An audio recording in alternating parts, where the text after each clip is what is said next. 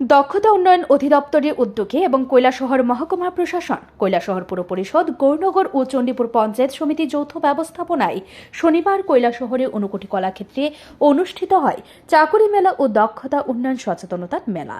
প্রদীপ প্রজ্বলন করে অনুষ্ঠানের সূচনা করেন রাজ্যের সমাজ শিক্ষা ও সমাজ কল্যাণ দপ্তরের মন্ত্রী টিঙ্কু রায়। উদ্বোধনী অনুষ্ঠানে মন্ত্রী ছাড়াও উপস্থিত ছিলেন কৈলাসহর পুর পরিষদের চেয়ারম্যান চপলা রানী দেবরায়, দক্ষতা উন্নয়ন অধিদপ্তরের সহ অধিকর্তা সুভাষ দাস, কৈলাসহর মহকুমা শাসক প্রদীপ সরকার, চণ্ডীপুর পঞ্চায়েত সমিতির চেয়ারম্যান শম্পা দাস পাল, ঊনকোটি জেলা পরিষদের 2 সদস্য বিমল কর, শ্যামল দাস সহ অন্যান্যরা।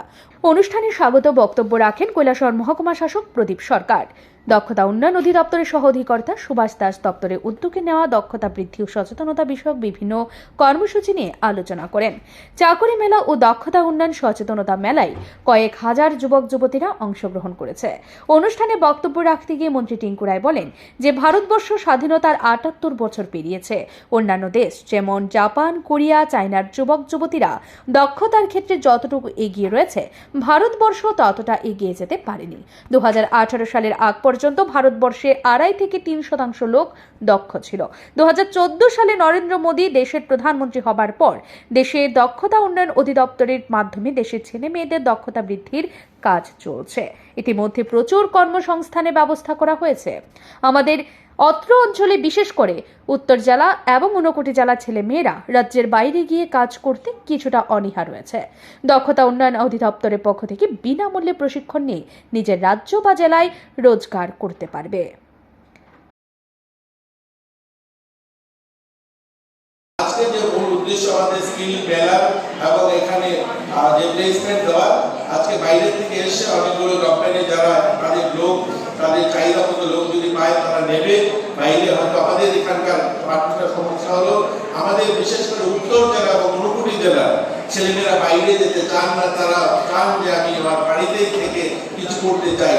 তার জন্য আমরা অনুরোধ করবো যে আমরা কিছু যেন শিখি, কিছু যেন স্কিল ট্রেনিং নেই, তাহলেও আমরা নিজের এলাকায় থেকে কিছু করতে পারবো।